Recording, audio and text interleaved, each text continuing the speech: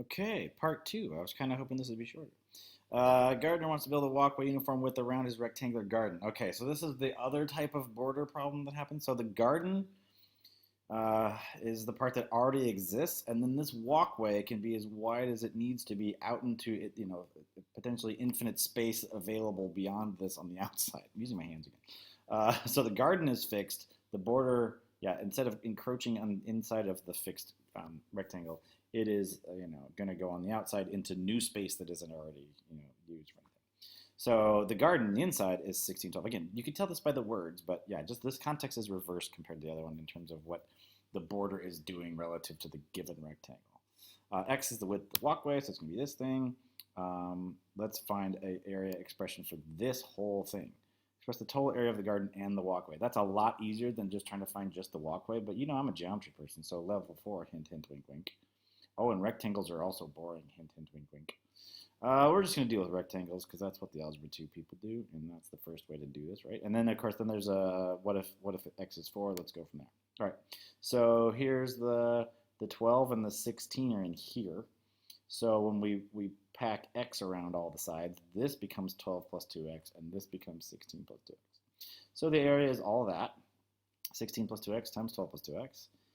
If you plug in 4, that's what's supposed to happen here. This would be on the calculator section if this were a quiz or test. I don't need, because sometimes these areas get really big and out of hand. All that, and there's all the graphing with all of the parabolas on this stuff that makes it easier. So I would definitely put this on the calculator part. The gardener had only 300 square feet of space to use in total. So now, okay, let's rein it in. This thing can't go out to infinity. This is going to go out to a maximum area of 350 square feet. Then let's solve for x. So we let 350 equal that expression for area. Solve, gotta go quadratic formula, it's yucky. Or graphically, now this parabola looks like, this is also a kind of a new shape of a parabola. If you graph this thing, notice the vertex is back here in negative land somewhere.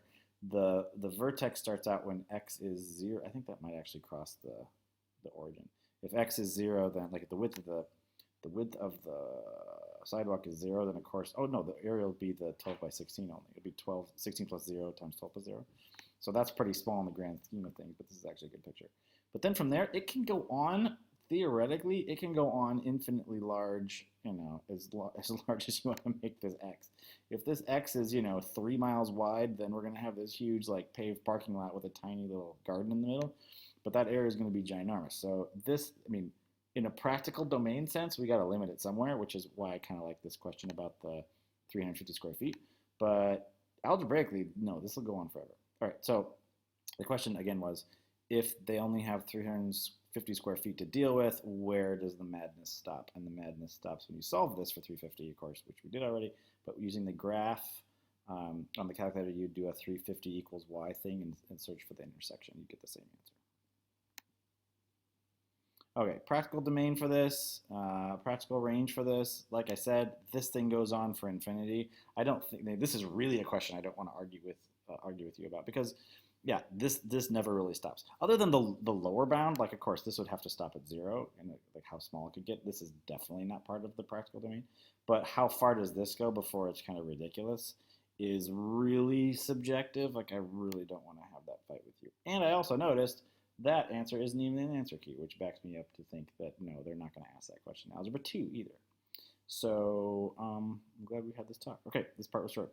Great, I'll see you in class.